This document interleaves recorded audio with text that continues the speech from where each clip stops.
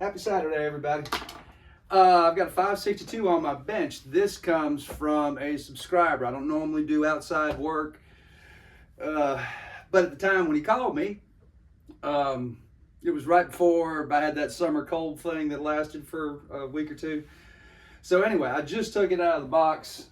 He packed it up really nice. He's in Mississippi. He's friends with Tim, Cotton Top 3, a friend of mine as well. Tim and I talk on a regular basis. He had an uh-oh with his saw, and all it was a broken gas tank. So he swapped it out and couldn't get the fire back up.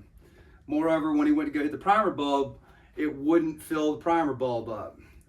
We talked a couple of things before we put it in the box and sent it to me, just to double check just some of the simplest things.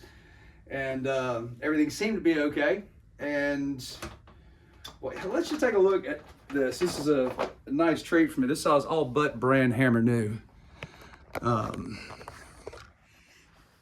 again, I've had this for 3 weeks, and I mean, I just zipped the box open this morning. Now the gas tank itself is brand new, but the rest of this saw is jam up and jelly tight, so to speak. One small scuff right there on the muffler, but I mean, aside from that, it's pretty fresh, compared to, and this thing looks a hell of a lot worse in person. It doesn't show the oxidation on the plastic as well. I don't know why everything's so shiny with this with my phone, but that's what I'm used to seeing. So this is a nice change of pace. I have already figured out what's going on here.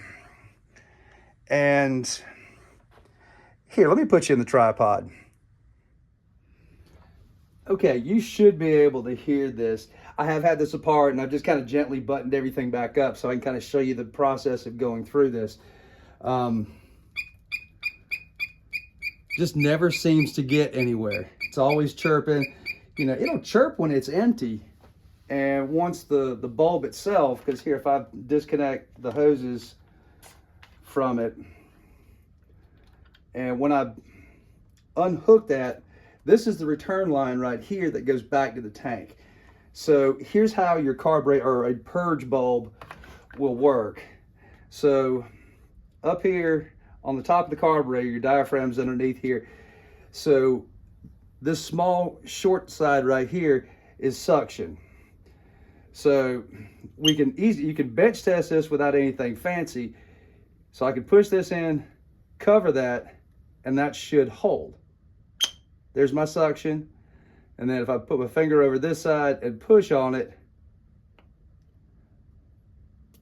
you can hear a little pff.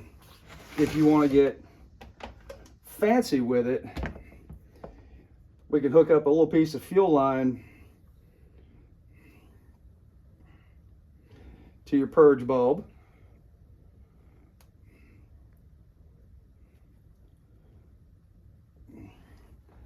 And I don't know if you can see, let me bring in a little tighter.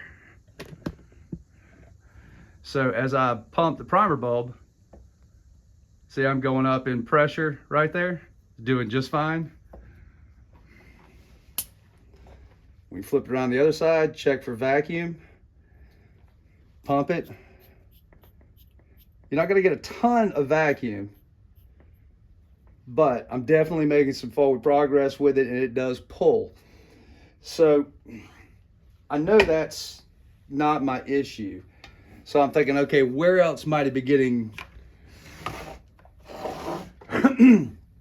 sucking air and not sucking fuel? And yes, I did put gas in the tank. So let's get in a little closer. And so these are tough, man. There's just not a whole lot of room to work on these. If you've ever taken the carburetor off, you've got, and we're gonna do a little foreshadowing here. I want to show you, these are some cheap Harbor Freight needle nose. And I like these because they've got some more reach. But if you notice, I've ground off the end right here so I can get in a little tighter. And then I intentionally, you know, there's no sharp spots here or anything. These are relatively dull. You know, same thing with my tuning screwdriver that I keep, because, you know, you're constantly, you know, prying on things to try and get them off.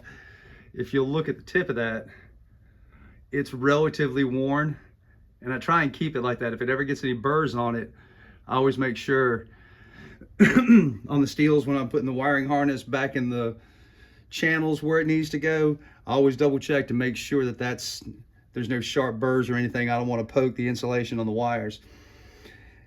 So there's your foreshadowing, because I feel like that's where it may have come from. Here, I'll back you back out so you can kind of follow along with me.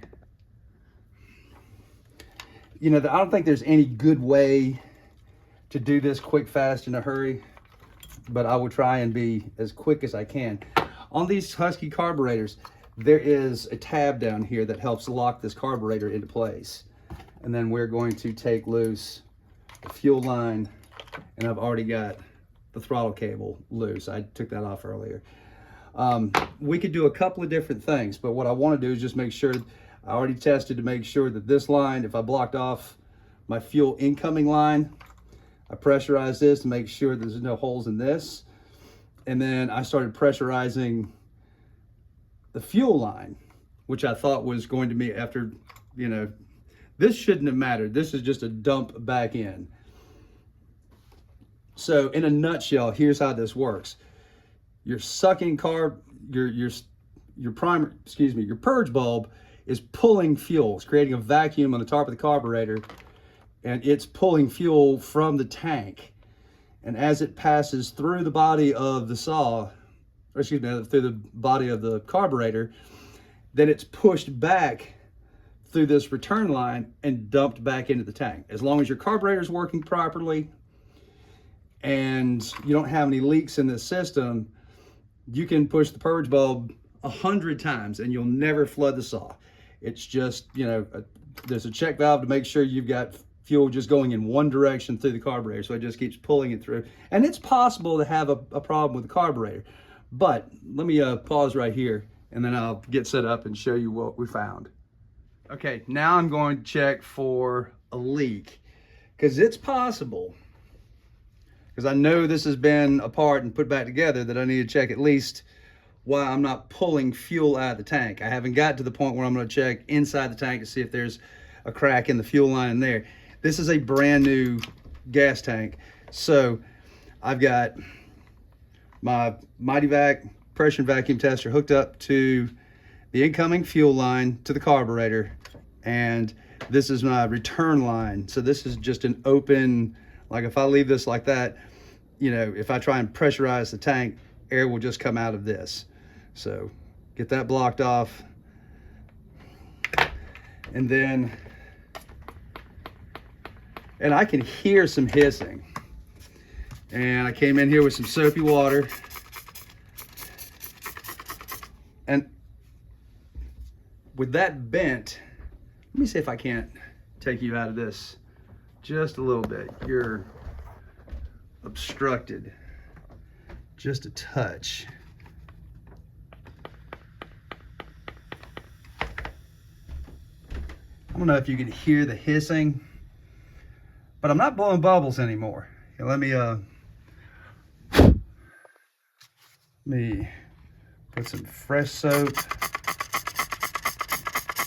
on that line, and I'm just going to give it, there we go, just a little slow pressure, and I can create that leak where that fuel line's been nicked. But here's the sneaky part.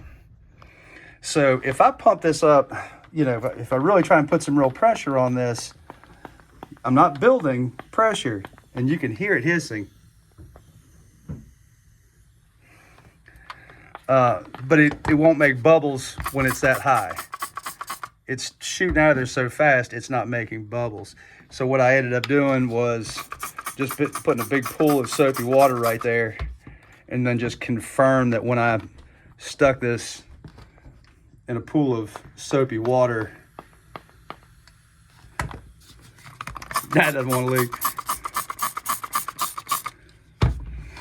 Anyway, it is a tiny leak, but the moral of the story here is that little nick in the fuel line, it's so much easier for it to pull air when trying to purge.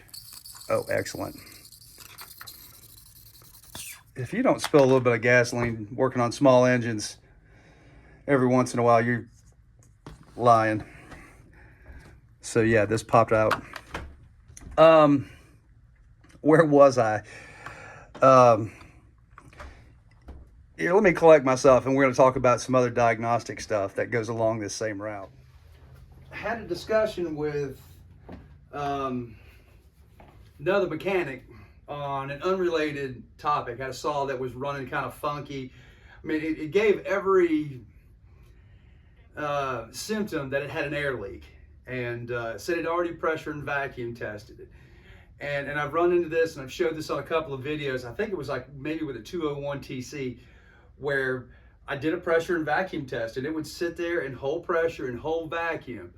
But as soon as you cycled